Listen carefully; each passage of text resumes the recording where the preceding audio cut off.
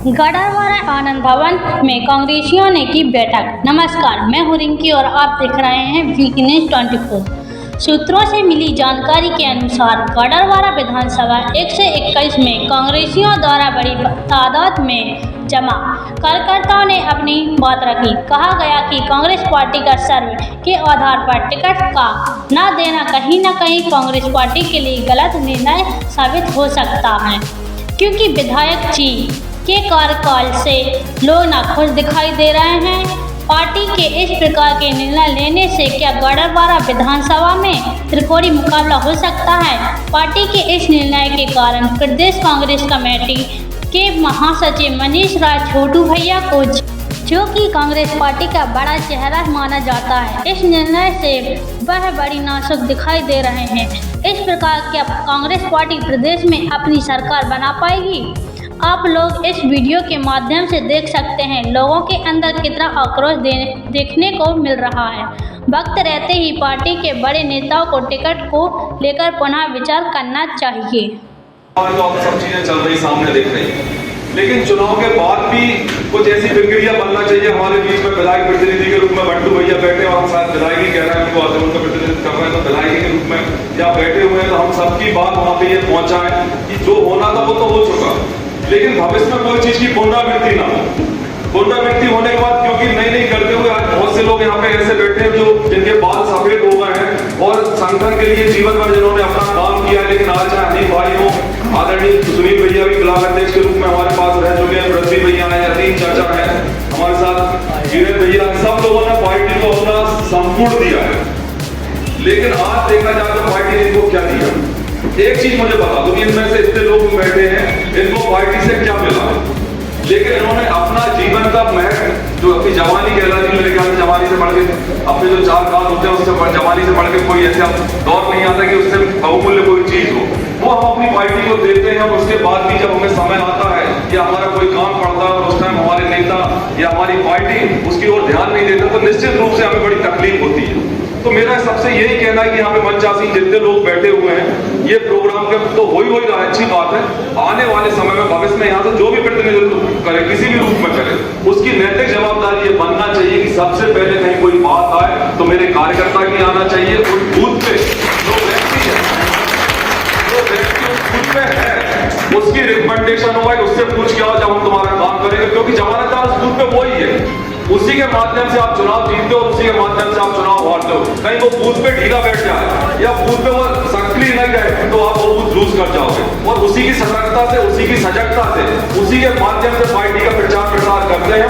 वो सक्षम है तो उसको कहीं भी किसी रूप में आप नहीं हिला डुला पा रहे हैं। हमारी नैतिक जवाबदारी बनती है, जब भी हम प्रतिनिधित्व के रूप में आते हैं, जनप्रतिनिधि के रूप में आते हैं, तो हमारी जवाबदारी बनती है कि हम उसको 5 साल कुछ करने चाहे, अगर 5 साल हमारा कार्यकर्ता मजबूत कैसे रहे, हमारी सबसे पहली प्लानिंग और पहली सोच वो ही होना चाहिए।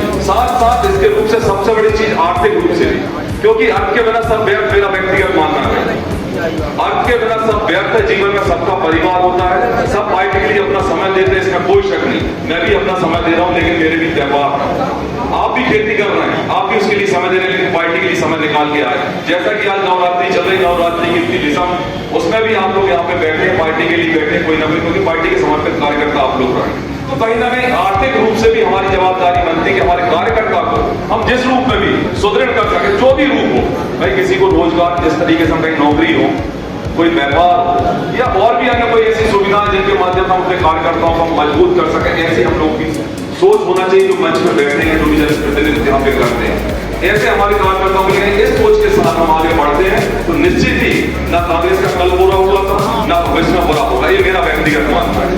गलत क्या होता भाई? आज हम आर्थिक रूप से मजबूत हो जाए, हम प्रशासनिक रूप से हमें ताकत मिल जाए, सब तरीके से कोई नेता की ऊपर से मिल जाए, हम किससे डरने की जरूरत ही नहीं। और जो चीज मैं आज देख रहा हूँ, कहीं ना कहीं जिस तरीके से जो बात आ रही है, हम लोगों में उत्साह की कमी देख रही है। वर्तमान परिवेश को मैं देख रहा हूँ, महसूस कर रहा हूँ कि जो आने वाला समय चुनाव का है, हम लोगों के बीच उत्साह नहीं देख रहा है। इसके पीछे रीजन सभी अपने वक्ताओं में अपनी बात बड़े अच्छे तरीके से रखी, मैं उन सब बातों का समर्थन करता हूँ। साथ ही साथ इतना जरूर कहता हूँ कि हमारा क्षेत्र कभी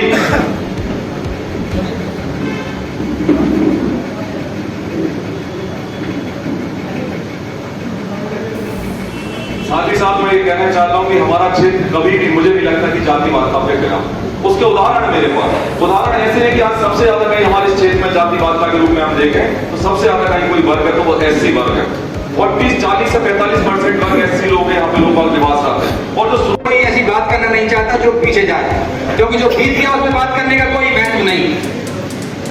हमारे बीच में भाई ब्लॉक कांग्रेस चिचली के अध्यक्ष और चिचली नगर परिषद के अध्यक्ष दोनों कृपा करके यहाँ पे जाए। यहाँ पे प्रोटोकॉल है, प्रोटोकॉल पे काम करो।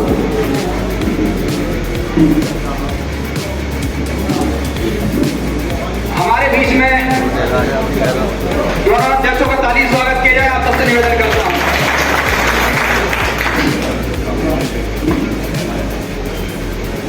कार्यकर्ता हमेशा अभूतपूर्व होता है।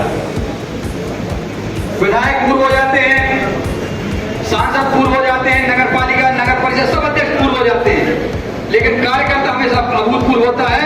और उसके अभूतपूर्व होने का कारण है कि वो सब सम्मान चाहता है, और जो सब सम्मान का भूखा होता है वो हमेशा अभूतपूर्व का ध्यान रखना। हमारे बीच में चूंकि मनीष स्थापक जी भी हैं और मैं भी कहीं जाना है, उनके गांव में यज्ञ चल रहा है, तो मैं मनीष स्थापक जी से ही निवेदन करूंगा वो भी यहाँ अपनी बात रखें।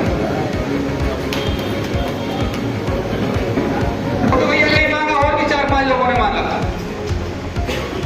बिल्कुल ये बात 100% सही है कि किसी एक व्यक्ति को टिकट मिलना था, बाकी को नहीं मिलना था।